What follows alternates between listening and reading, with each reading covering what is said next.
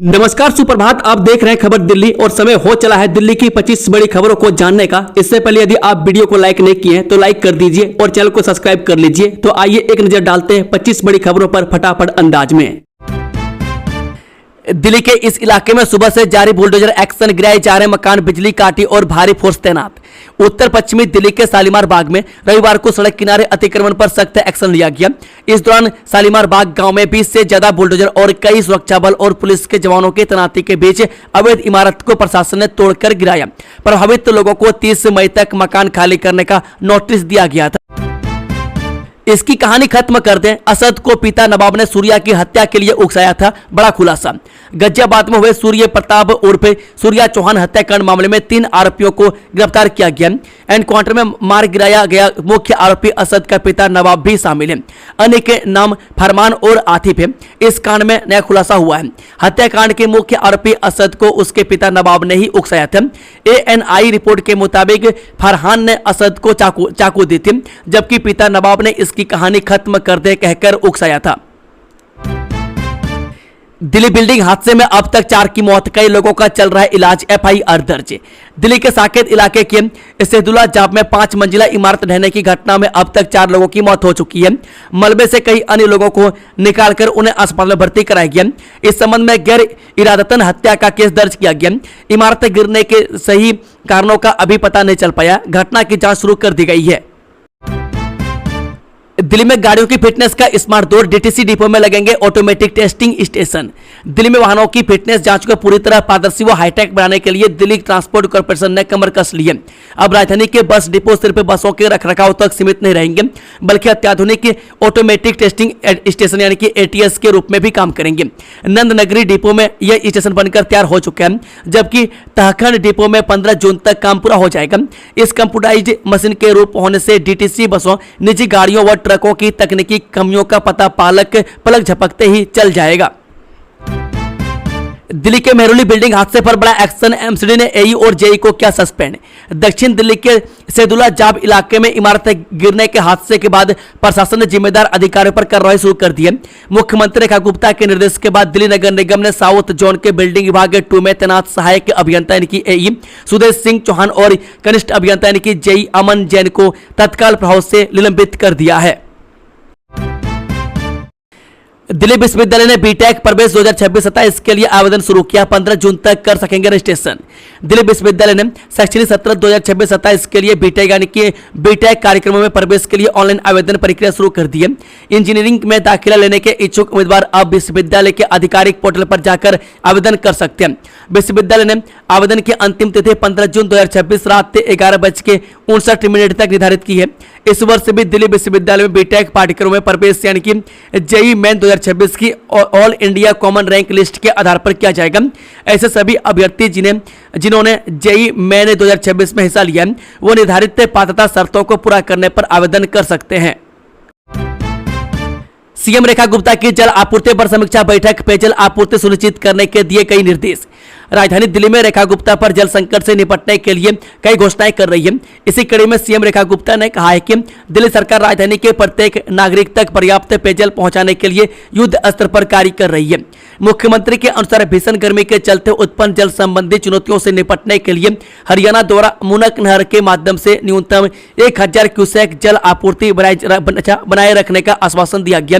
980 से अधिक टैंकर और 6000 से ज्यादा दैनिक ट्रिप के माध्यम से लोगों को राहत पहुंचाने के प्रयास किए जा रहे हैं।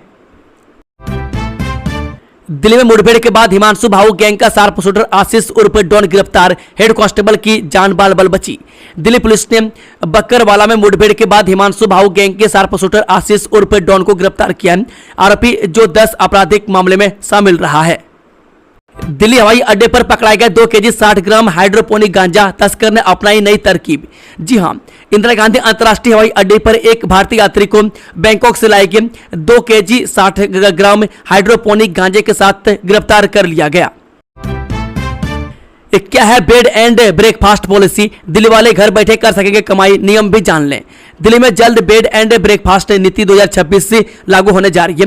में दिल्ली सरकार ने इस नीति का मसौदा जारी किया है। इसका मकसद एक आसान ऑनलाइन पंजीकरण सिस्टम और सेल्फ सर्टिफिकेशन व्यवस्था के जरिए होम स्टे स्टाइल के रेगुलेट ठहरने की जगहों को बढ़ावा देना है। इस कदम का मकसद शहर के पारंपरिक होटल इंफ्रास्ट्रक्चर को मजबूत करना है। दिल्ली हाईकोर्ट ने गूगल पर ठोका 30 लाख का जुर्माना, 8 सप्ताह में रकम जमा करने का आदेश। विज्ञापन से जुड़ा है विवाद। दिल्ली हाईकोर्ट ने सैनिटरी वेयर कंपनी हिंदवेयर के ट्रेडमार्क के दुरुपयोग के मामले में गूगल पर 30 लाख रुपए का जुर्माना लगाया है। मैं कोर्ट ने कहा कि गूगल केवल एक निष्क्रिय मध्यस्थ नहीं है, बल्कि विज्ञापन प्रणाली में सक्रिय भागीदार के रूप में काम करता है और व्यावसायिक लाभ भी कमाता है।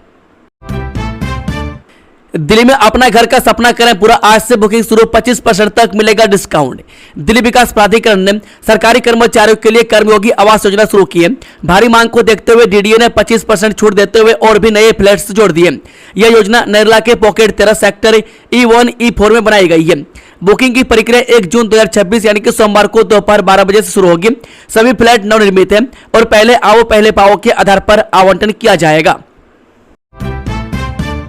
सुल्तानपुर में जल संकट गहराए, निवासियों ने जल बोर्ड के खिलाफ किया जोरदार प्रदर्शन।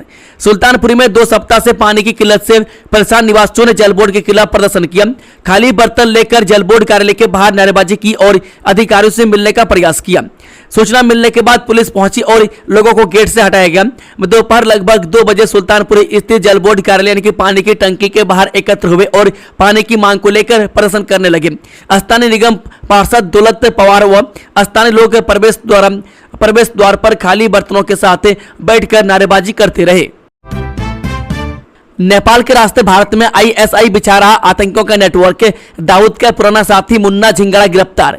दिल्ली पुलिस की स्पेशल सेल द्वारा हाल ही में उजागर किए गए ISI समर्थित आतंकी अंडरवर्ल्ड मॉड्यूल की जांच में नेपाल कनेक्शन सामने आने के बाद सुरक्षा एजेंसियों की चिंता बढ़ गई है। जांच से संकेत मिले हैं कि पाकिस्तान में बैठे हैंडलरों द्वारा संचालित यह नेटवर्क केवल दिल्ली या सीमावर्ती क्षेत्रों तक सीमित नहीं था, बल्कि नेपाल के जरिए भारत में अपनी जड़ें मजबूत करने की कोशिश कर रहा था। पुलिस का मानना है कि इस नेटवर्क का मकसद लंबे समय तक सक्रिय रहकर आतंकी और आपराधिक गतिविधियों को अंजाम देना था। अगले 27 साल तक राज करना है तो सीएम रेखा गुप्ता ने कार्यकर्ताओं और नेताओं से किया आह्वान। दिल्ली में पंडित दीनदयाल उपाध्याय महाप्रशिक्षण अभियान के तहत रात्रि प्रवास से प्रशिक्षण शिविर शुरू हुए। मुख्यमंत्री ने अगले 27 साल तक सत्ता में बने रहने के लिए सरकारी योजनाओं को अंतिम व्यक्ति तक पहुंचाने पर जोर दिया। जबकि अन्य नेताओं ने राष्ट्रवाद और संगठन विस्तार पर बात की। मैं चांदनी चौक जिले के प्रथम सत्र का शुभारंभ दिल्ली के भाजपा संगठन महामंत्री पवन राणा ने किया। इससे पूर्व प्रशिक्षण स्थल पर लगी संगठन यात्रा एवं तीनों सरकारों की सफलता की प्रदर्शनी का उद्घाटन चांदनी चौक से लोकसभा सांसद प्रवीण खंडेलवाल ने किया। इस अवसर पर राज्यसभा सांसद स्वाति मालीवाल एवं जिला अध्यक्ष अरविंद गर्ग उपस्थित रहे। मैं केशवपुरम जिले के प्रशिक्षण शिविर एवं प्रदर्शनी का उद्घाटन दिल्ली प्रशिक्षण टोली के सह प्रमुख डॉक्टर सुमित भसीन ने किया। दिल्ली चिड़ियाघर में जानवरों के लिए विशेष समर प्लान, गर्मी से राहत के पुख्ता इंतजाम। दिल्ली चिड़ियाघर ने भीषण गर्मी और लू से जानवरों को बचाने के लिए विशेष समर प्लान लागू किया है। इसमें बाघ, शेर जैसे जानवरों के लिए 2 सेफ्टी स्प्रिंकलर, वाटर कूलर, छायादार आश्रय और प्राइमेट्स व भालुओं के लिए विशेष आइस ट्रीट शामिल है। दिल्ली में आग की घटनाओं के बाद पीडब्ल्यूडी का बड़ा फैसला, सभी इमारतों का होगा अग्नि सुरक्षा ऑडिट। दिल्ली में अब जब आग की घटनाएं बढ़ रही है, पिछले 2 माह के अंदर 20 से अधिक लोगों की आग से जलकर मृत्यु हो चुकी है। तब लोक निर्माण विभाग नींद से जगा है। विभाग ने अपने अंतर्गत रख रखाव वाली सभी इमारतों का अग्नि सुरक्षा ऑडिट कराने का फैसला लिया है। बता दें कि दरअसल लोक निर्माण विभाग के अधिकारी अपने अंतर्गत आने वाले भवनों में अग्नि सुरक्षा की जांच को लेकर लापरवाही बरतते थे। अब विभाग के भवन का रखरखाव करने वाले अधिकारी हर साल अग्नि सुरक्षा प्रमाण पत्र लेंगे। लोक निर्माण विभाग के प्रधान मुख्य अभियंता JJR मीना ने शुक्रवार को इससे लेकर आदेश जारी कर दिया है। 2047 तक दिल्ली को आदर्श और रहने योग्य महानगर के रूप में विकसित करना होगा, LG संधू की अपील। उपराज्यपाल तरनजीत सिंह संधू ने दिल्ली के विकास के लिए एक नई सोच और दीर्घकालिक रोड मैप प्रस्तुत किया है। उन्होंने 2047 तक दिल्ली को सतत विकास, पर्यावरण संरक्षण और बेहतर जीवन मूल्यों के साथ एक आदर्श वैश्विक महानगर बनाने का आह्वान किया है। दक्षिणी दिल्ली के देवली गांव में पानी का संकट गहराया, 9 दिनों से ठप है जल आपूर्ति। दक्षिणी दिल्ली के देवली गांव में पिछले 9 दिनों से जल बोर्ड की पानी की आपूर्ति ठप है, जिससे लगभग 60,000 लोग पीने के पानी के लिए संघर्ष कर रहे हैं। स्थानीय निवासियों को महंगे निजी टैंकरों पर निर्भर रहना पड़ रहा है या दूर से पानी लाना पड़ रहा है, जबकि शिकायतों के बावजूद कोई समाधान नहीं लिखना है। मैं जिस गांव का इतिहास से 100 वर्ष से भी पुराना है, वहां के लोगों को वर्तमान में बूंद बूंद के लिए तरसना पड़ रहा है। नहाना तो छोड़िए, पीने के पानी के लिए भी लगभग 60,000 की आबादी को रोज संघर्ष करना पड़ता है। मैं जो सक्षम है उन्हें पानी की कीमत चुकानी पड़ रही है, वहीं किसी तरह घर चलाने वालों को 2 से 3 किलोमीटर दूर से पानी ढोकर लाना पड़ रहा है। दिल्ली के द्वारका में अवैध विदेशी नागरिकों के खिलाफ पुलिस का बड़ा अभियान, 73 लोग हिरासत में। द्वारका जिला पुलिस ने शनिवार को इलाके में अवैध रूप से रह रहे विदेशी नागरिकों के खिलाफ अभियान चलाया। पुलिस ने घर घर जाकर सत्यापन अभियान चलाकर कुल 73 विदेशी नागरिकों को हिरासत में लिया है, में जो वीजा और इमिग्रेशन नियमों का उल्लंघन कर क्षेत्र में रह रहे थे। द्वारका जिला पुलिस उपायुक्त कुशल पाल सिंह के निर्देश पर यह व्यापक तलाशी अभियान चलाया गया। पुलिस को जानकारी मिली थी कि जिले के कई इलाकों में भारी संख्या में विदेशी नागरिक बिना वैध दस्तावेजों के रह रहे हैं। आवासीय कॉलोनियों, किराए के मकानों और गेस्ट हाउसों में सघन चेकिंग। शनिवार सुबह से ही जिले के विभिन्न थानों की टीमों और विशेष सत्यापन स्टाफ ने उन आवासीय कॉलोनियों, किराए के मकानों और गेस्ट हाउसों में सघन चेकिंग शुरू की जहां विदेशी नागरिक के निवास करते हैं। जांच के दौरान उनके पासपोर्ट, वीजा स्थिति और रेजिडेंशियल परमिट की बारीकी से जांच की गई। इस दौरान कुल 73 विदेशी नागरिक हिरासत में लिए गए। इसमें 60 पुरुष व 13 महिलाएं शामिल है। मनी लॉन्ड्रिंग मामले में जैकलीन फर्नांडीज से सुकेश चंद्रशेखर समेत 13 पर आरोप तय।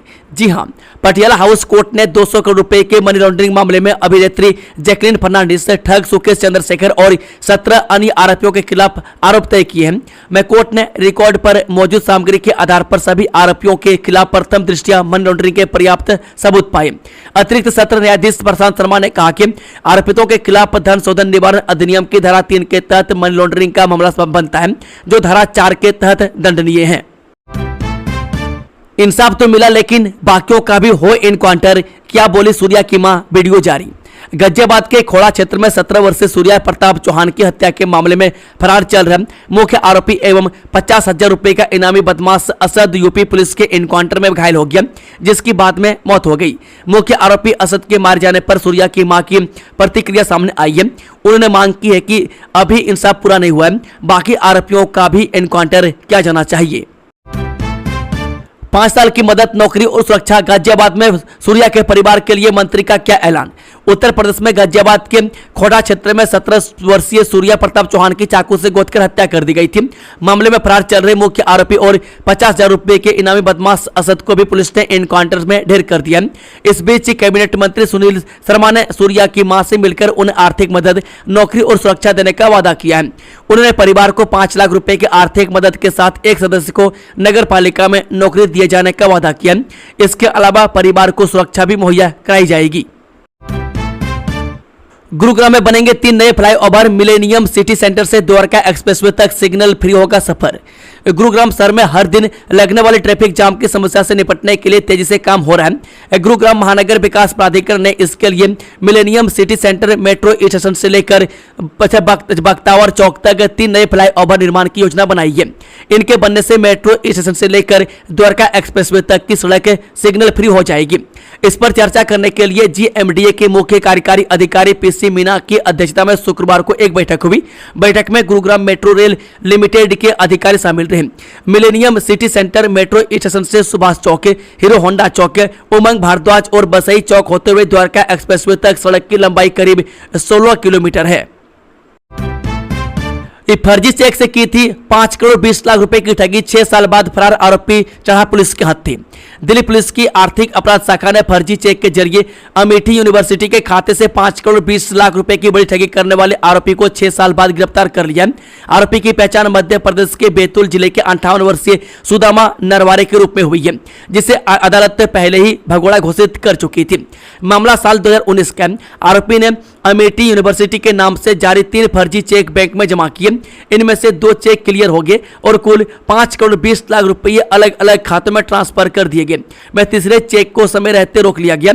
मैं जांच में पता चला कि 2 करोड़ 50 लाख रुपये गुजरात के बड़ोदरा स्थित एक इंफ्रास्ट्रक्चर कंपनी के खाते में और 2 करोड़ 70 लाख रुपये बैतूल स्थित ताप्ती मानव सेवा संस्थान नामक एनजीओ के खाते में जमा किए गए थे।